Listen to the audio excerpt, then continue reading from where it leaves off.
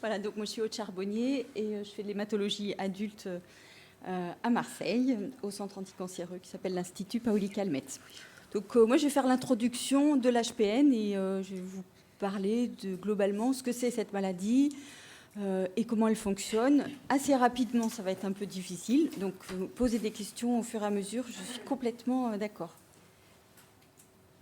Alors l'HPN, hémoglobinurie paroxystique nocturne, c'est une maladie qui peut prendre deux formes. Mais en fait, c'est deux formes d'une même pathologie. Donc l'HPN, je vais vous expliquer ce que c'est.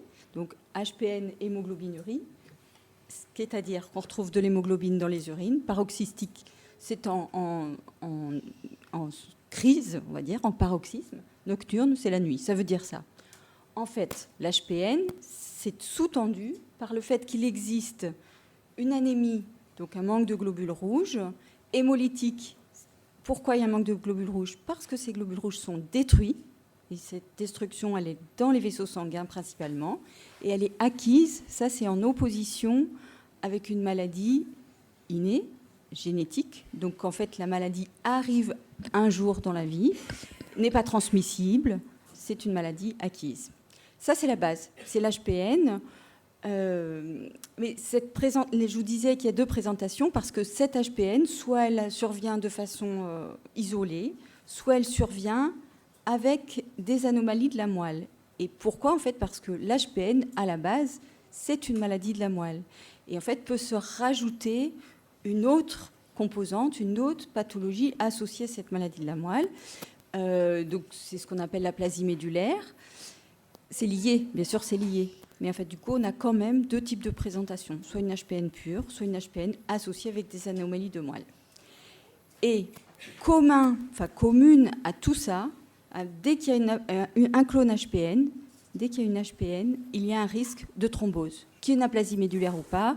Donc c'est vraiment la problématique numéro 1 de l'HPN, ce sont les thromboses. Donc pour résumer ça, ça va être compliqué à vous expliquer tout en même temps, donc je vais aller en détail, mais essayez de ne pas faire trop compliqué. Vous m'arrêtez si vous ne comprenez pas. C'est pas l'ordre de mes diapos initiales, mais c'est pas grave. Bon.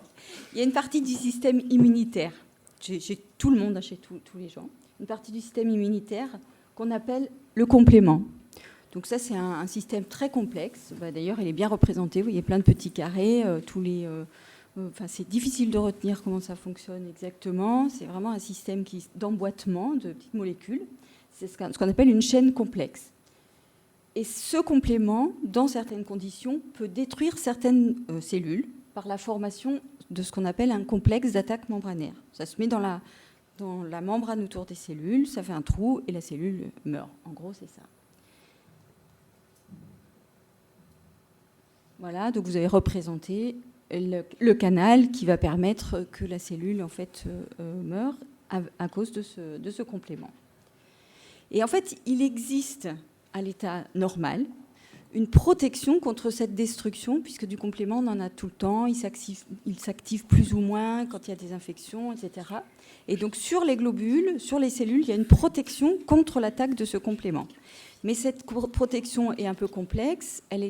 C'est des molécules qui vont recouvrir les membranes cellulaires et elles sont accrochées par ce qu'on appelle des encres. Donc, vous voyez représenté en vert ici, les petites encres qui attachent cette molécule en rouge. Vous voyez rien du tout. C'est marqué CD59. C'est une petite molécule qui protège de l'attaque du complément. Et en fait, dans l'HPN, ce qui se passe, c'est qu'il n'y a plus d'encre. Donc, les molécules qui protègent les cellules s'en vont et les cellules ne sont plus protégées de l'attaque du complément. Ces cellules anormales, elles surviennent de façon ce qu'on appelle clonale. Donc, ça pousse sans ordre de pousser dans la moelle. Donc, c'est une anomalie de la moelle qui va fabriquer de façon clonale des cellules qui ne sont plus protégées de l'attaque du complément. Et en fait, ce qui se passe, c'est que dans ces cellules, il y a une mutation d'un gène tout d'un coup, donc ce qu'on a dit tout à l'heure, de façon acquise. Il y a une mutation d'un gène PIGA et l'encre verte ne peut plus être fabriquée. Donc elle est ici, cette encre verte, et vous voyez des cellules sur lesquelles Les petites molécules qui étaient protectrices ne sont plus fixées. Du coup, voilà, globule rouge tout nu, et en fait, le complément va aller à l'attaque de ces globules rouges qui ne sont plus protégés. Alors, on dit globules rouges, mais en fait, des encres, il y en a sur plusieurs cellules, et il y a d'autres cellules qui sont en souffrance à cause de ça. Mais vraiment, les globules rouges sont protégés principalement grâce à ces molécules de l'attaque du complément, et c'est eux qui sont en plus grande souffrance dans cette maladie. Les globules rouges qui sont attaqués par le complément, ça se passe dans les vaisseaux. C'est ce qu'on appelle une hémolyse, donc une destruction des globules rouges intravasculaire. Parce qu'il est possible de détruire ces globules rouges d'autres manières, et notamment dans les tissus, dans la rate, par exemple. Alors, je vous ai donné un petit exemple. Quand on a un doute sur l'existence d'une petite partie ou d'une grosse partie des globules rouges anormaux, on a des tests de ce qu'on appelle de cytométrie en flux. Donc, ça va être détaillé juste après. Mais donc, voilà, on fait un test, des tests qui sont bien maintenant standardisés. Et on isole les globules rouges. Et puis, on voit deux populations. Une qui a du CD59 et une où il est parti. Donc on sait qu'il y a une population clonale et on va estimer la taille de ce clone. Donc qu'est-ce qui se passe en fait dans l'HPN avec l'existence de ce clone ? Les globules rouges éclatent, se détruisent, et dans les globules rouges, la fonction principale des globules rouges, c'est de transporter l'oxygène qui va s'accrocher à une grosse molécule qu'on appelle l'hémoglobine. Et en fait, l'hémoglobine va sortir des globules rouges, va être libérée dans le plasma, et c'est cette libération d'hémoglobine libre qui va être à l'origine de la plupart des manifestations cliniques de la maladie. Donc voilà, je vous ai, ça fait un petit peu édition de tout ce qui peut se passer, mais ça résume quand même les choses. Donc vous avez par l'activation du complément l'hémoglobine libre qui est libérée dans le plasma et qui va du coup être ensuite éliminée dans les urines. Et c'est ce qu'on appelle une hémoglobine urie. Donc c'est de là que vient le mot.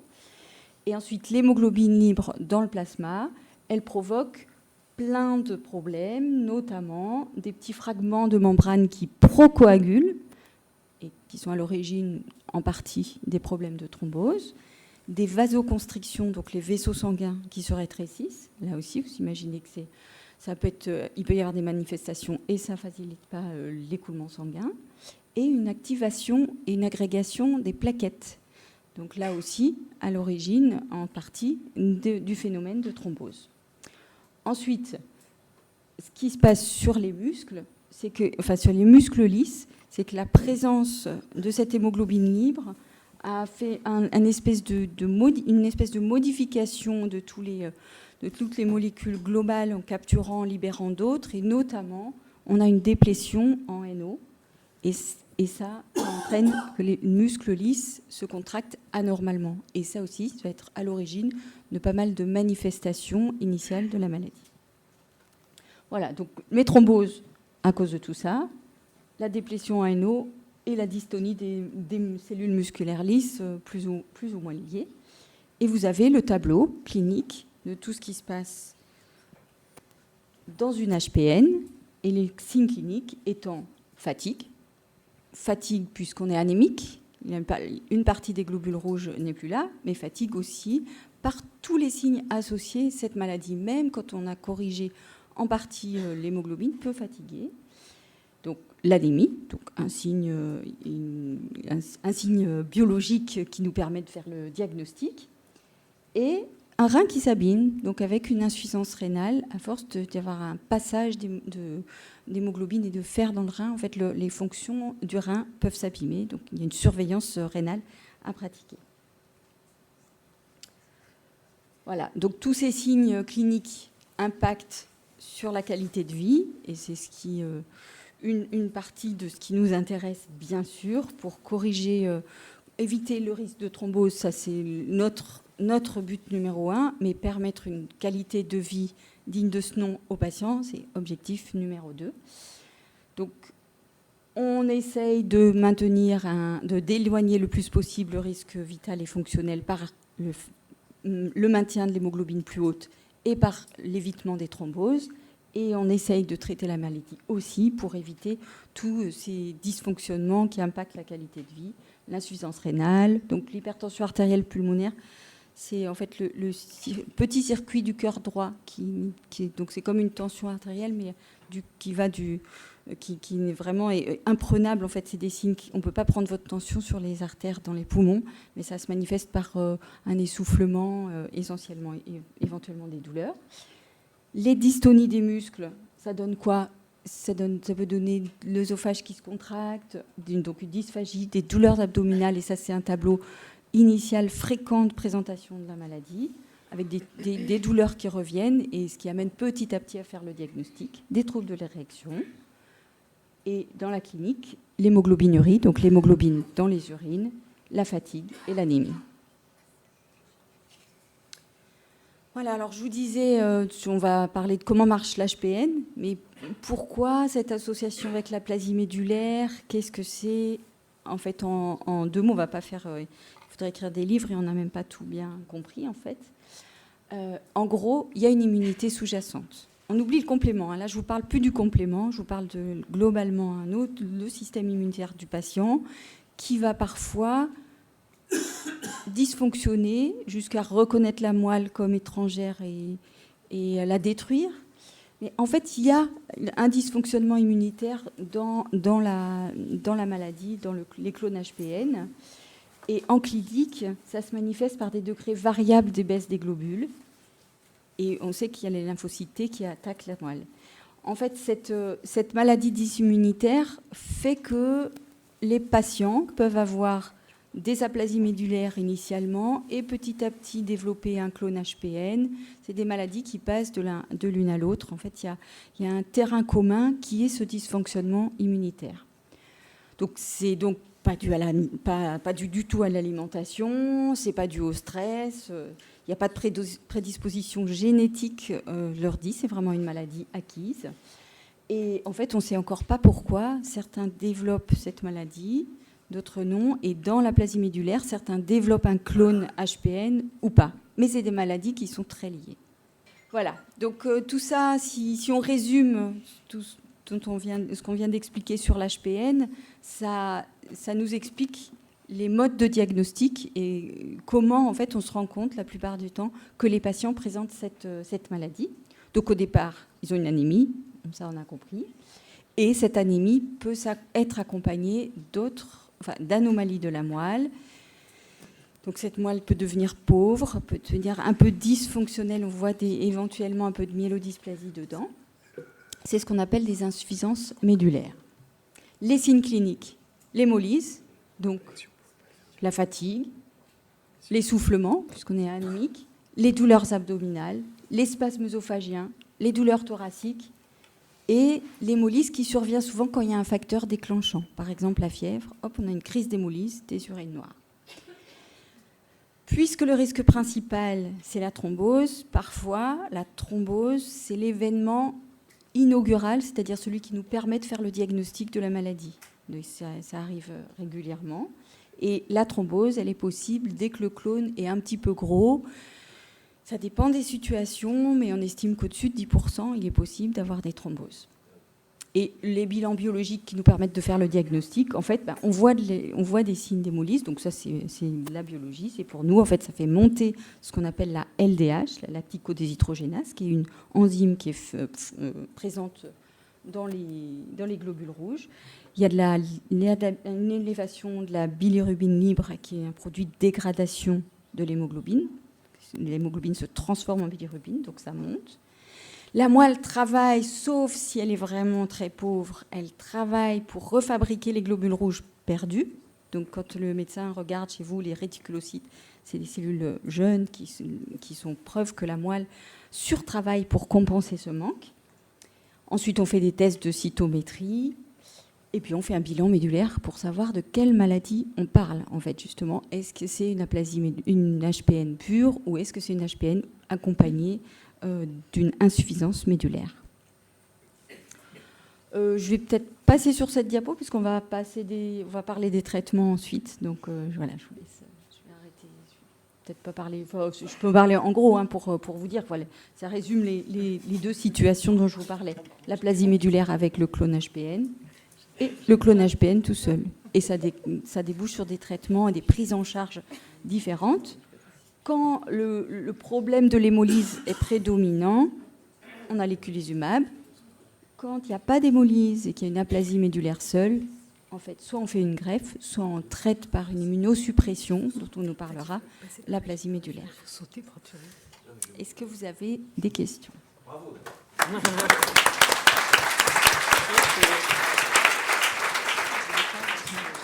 Merci Aude. On a 5 minutes de questions.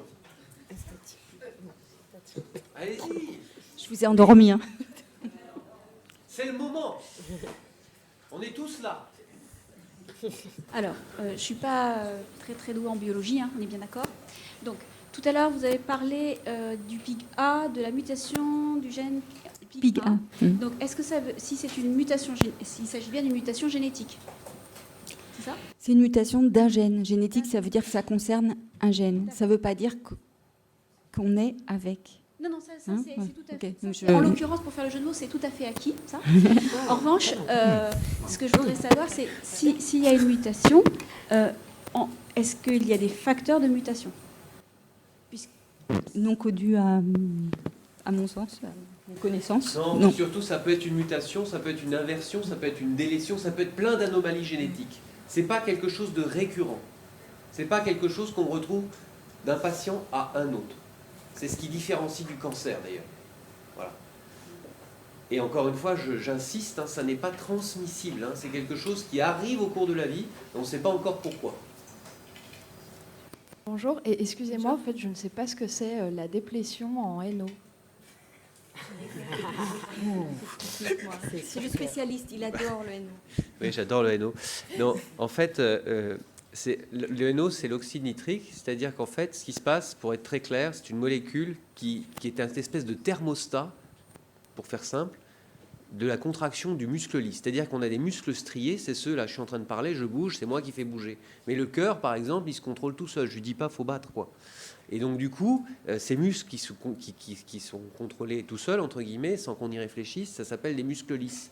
Et en pratique, le NO, c'est le thermostat du muscle lisse. Si le NO est très élevé, le muscle lisse ne se contracte pas. Si le NO est très bas, le muscle lisse se contracte comme un fou. Et en fait, le problème de l'HPN, c'est que quand vous explosez des globules, l'hémoglobine qui est dans le globule se retrouve dans le sang. Et en fait, dans le sang, l'hémoglobine, c'est extrêmement toxique. Et donc, une des façons d'éliminer l'hémoglobine, c'est d'oxyder l'hémoglobine. C'est comme ça, c'est une façon d'éliminer. Et ça consomme du NO. Et en consommant du NO, le thermostat baisse puisqu'il n'y a plus de NO. Et là, le muscle lisse se contracte comme un fou sans savoir. Et c'est ça qui fait qu'on a des contractions œsophagiennes, qu'on a mal au ventre, qu'on n'est pas bien, que les messieurs ont des troubles de l'érection, etc. Voilà, ça vient de là. Voilà, c'est par ce biais-là que le NO, qu'on pense qu'il joue sur l'HPN et qu'il entraîne les douleurs abdominales. Au début, on pensait que les douleurs, c'était des thromboses, des caillots dans des petits vaisseaux. Et en fait, pas du tout, ça c'est faux. Voilà.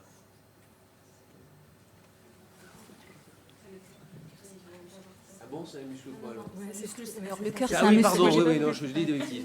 Que je voulais... Je vais mettre un petit SMS à mon mari. J'espère que vous m'avez enregistré parce que ça, sur YouTube, ça te fait un carton, quoi. Donc, non, je suis désolé. Ce que je voulais dire, c'est qu'en effet, c'est des muscles qu'on ne contracte pas tout seul, qu'on ne fait pas marcher tout seul. Voilà. Oui, Le cœur, c'est un musclier, il ne s'arrête pas dans l'HPN. c'est une troisième catégorie à part. Vous voyez qu'en fait, heureusement qu'ils sont là. Hein. D'autres questions ? Oui, bonjour. Lorsqu'on est atteint uniquement d'une HPN, est-ce que ça peut aussi évoluer en aplasie médulaire ou est-ce que c'est uniquement le cas inverse ? Oui, il m'a même donné le pourcentage. C'est oui, mais c'est pas fréquent. C'est 2 patients sur 10. Mais c'est possible. Mais souvent, il y a une petite... En fait, il y a une note d'aplasie médulaire, mais qui est peu profonde. Et ce qu'on appelle les aplasies peu sévères, qu'on ne traite pas, en fait, qu'on regarde. Et ça, on le détecte comment alors Alors ça, on le surveille en faisant des comptes cellulaires, des prises de sang normales, la numération. Et tous les 18 mois, ce sont les recommandations, on surveille la moelle. D'une part pour voir un petit peu si elle reste riche ou pas, et d'autre part pour voir s'il y a un peu de myélodysplasie qui survient Et ça, on dedans. le surveille par une ponction. Une ponction de moelle, un myélogramme, Parce que nous, en Belgique, avec un cariotype. on n'est pas du tout suivi comme ici en France, donc vraiment pas du tout. Donc le suivi est vraiment pas du tout pareil. Hein. Je n'ai plus de ponction de moelle depuis 20 ans, donc voilà. Voilà. Nous, on fait tous les 18 mois à 2 ans, D'accord. les ponctions de moelle. Ok, merci beaucoup. Alors encore une fois, il faut voir aussi que c'est pas pour ça que vous êtes mal suivi. Hein. Je veux dire par là que c'est vrai que nous, on a des guidelines, on a des recommandations, et voilà, on estime que comme 2% des 20% des patients peuvent évoluer vers, on est très interventionnel pour détecter tôt. Voilà, après tu vois, les collègues sont moins agressifs. Les Anglais, par exemple, attendent que la numération baisse avant de faire des myélogrammes. Voilà, on a des attitudes qui sont un peu différentes. Nous, on est plutôt dans la surveillance très rapprochée. Mais encore une fois, ne pensez pas que... je veux pas qu'il y ait de... Voilà, les gens sont très bien suivis en Belgique, hein, le système de santé belge. Bref. D'autres questions ? Oui, bonjour. À l'inverse, pouvez-vous nous dire quel est le pourcentage de patients atteints d'aplasie médulaire qui s'orientent postérieurement vers l'HPN? C'est à peu près pareil. Pareil, c'est-à-dire donc... C'est 25 à 30% de malades qui vont avoir une aplasie médulaire et qui, attention, hein, qui vont développer une HPN qu'on va traiter par eculizumab ou par des traitements bloqueurs du complément. C'est-à-dire qu'ils vont développer une HPN qui nécessite un traitement. Et 10 à 15 ans après le diagnostic. Oui, il y a une grande majorité des patients, enfin une bonne partie des patients qui présentent un petit clone HPN dans l'évolution, voire au diagnostic des aplasies médulaires. Mais le clone est petit et il n'y a pas de raison de le traiter, donc on le surveille. Et cette partie de patients, cette proportion est beaucoup plus importante. C'est pour ça qu'on suit les patients avec une aplasie médulaire toute leur vie.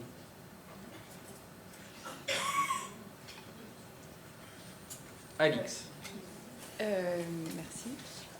J'étais venue il y a 4 ans et puis il y a 2 ans, et je sais qu'il y avait une patiente qui avait réussi à mettre la maladie en sommeil pendant 8 ans de mémoire. Est-ce qu'il y en a eu des nouvelles? Est-ce que c'est quelque chose qu'on peut espérer? Les rémissions spontanées sont exceptionnelles.